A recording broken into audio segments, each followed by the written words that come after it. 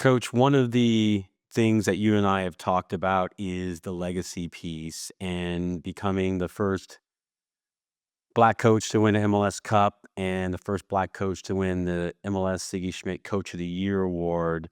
But that success has come in an amazing time for the black coach and executive. We just had the sporting director, Julian de Guzman for New York Red Bulls, general manager of LA Galaxy, Will Kuntz, fighting for an MLS Cup championship. Seb Hines with Orlando NWSL Coach of the Year, Tyrone Marshall just down the road in Cincinnati, the MLS Next Pro Coach of the Year.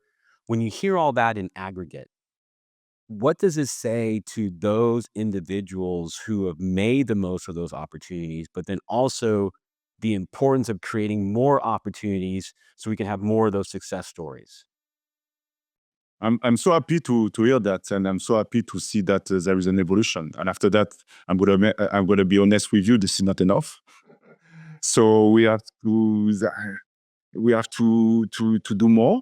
But again, we've been talking about this, and this is about competency, and we all know that the people who can open the door, it's really important for them to not to understand, but to open their eyes and their mind and to see that there is all kind of diversity with competency. To become a coach in MLS, we have to ask permission. The club has to ask permission, you know, to to uh, to talk to the players. So I understand that. But now, when there is a coach from a second division or a third division, I don't know if we can modify a bit these rules, in terms of maybe the accessibility to Mm, open a little bit more the good doors. word. You know what I mean? I So, do. and I know that I understand why we have to do that because there is contract and also this is the way it is and so on. But again, I'm not talking about club MLS to MLS. I'm talking about to find more, to have more opening, more possibilities. When you're about competency to open a little bit more the doors for everyone, So again, this is something that I've been thinking about, and because again, this is not about quality coaches in terms of diversity. There is all kind of coaches, and all kind of manager, all kind of people who can become CEO. No problem with that. So again, it takes time a bit. We have to be. I can see the evolution, to be honest with you, since I've been here in MLS. I mean, so it's been now 10 years.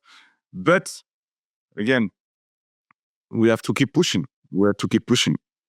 Lastly, here for the next generation of coaches, how much is it going to be about their resilience and their ambition and their motivation and their drive versus managing the politics and the networking and the advocacy to get these opportunities? Because there's a lot of coaches who are still finding their way climbing up that hill and that mountain. And I'm just curious if you have one or two things that you believe are going to be the most valuable tools in their toolbox to achieve their goals. No, listen, this is there is no secrets, Obviously, there is a work behind that. But for me, this is to be patient because this is my story, I was with the Academy of Montreal in 2010, and 2010, and I went with the first team as an assistant coach in 2015, end of the 2015, if I'm not mistaken, and I became a head coach in 2022. So and I could have became a head coach before because I had the opportunity because my name was coming, and but again, I've been patient. it was not fair at a certain moment. For me, it wasn't fair because I knew that I had the quality to do it. But again, resiliency, this is something that you have to get or try to work because this is so important in life. When you want to compete with yourself, when you want to stay laid back, no, you don't need resilience. But if we want to achieve something, this is a no-brainer. And I don't think that, people don't have that when they want something. This is more how to deal with when this is not fair. When we know that we can be there and finally we are not here. And so this is keep going, yes, resilience, but also be patient and try to have try to be beyond the decision of someone for your life.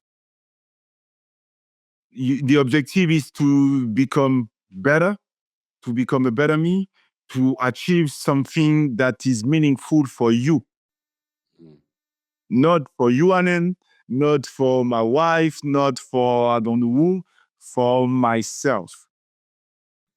And when this is clear, I can embrace adversity. But if one day, I want to do this, or why not doing that, or why not doing this? No.